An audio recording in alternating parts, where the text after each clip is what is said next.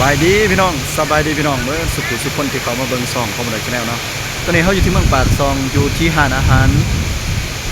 เขาอ่านตามซื่อนี่แล้วเนาะซีซี1971เนาะ Restaurant Welcome โอเคครับทางไม่งานผมกำลังถ่ายหูปได้ตัวนี้ได้โอ้โหเป็นตาสะอ้อนเถอะเด้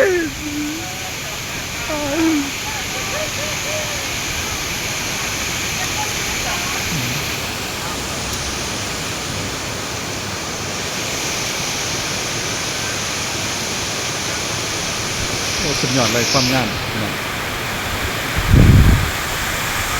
มุมนี้ก็โอเคเลยกินขาดแล้วแต่ว่าแค่ได้คนข้างมันยังอยู่ในอยู่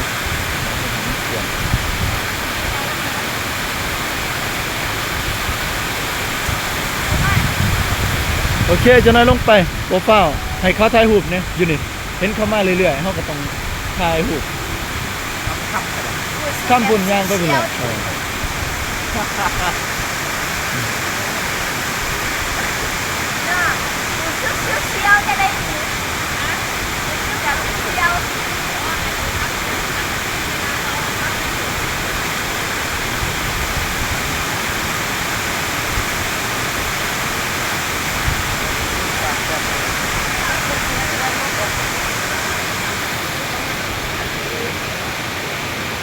ฮะ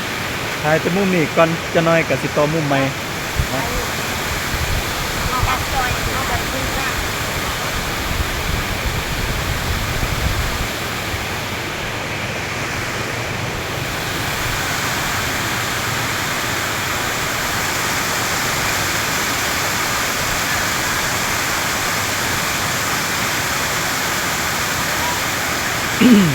ฮะขอบอกขอบใจพี่น้องที่เขามาเบิ่งส่องของกระดองชาแนลเด้อฝากกดไลค์กดแชร์กดซับสไครต์ติดตามส่องนี้นะคุณข่าวประจำนั่นไง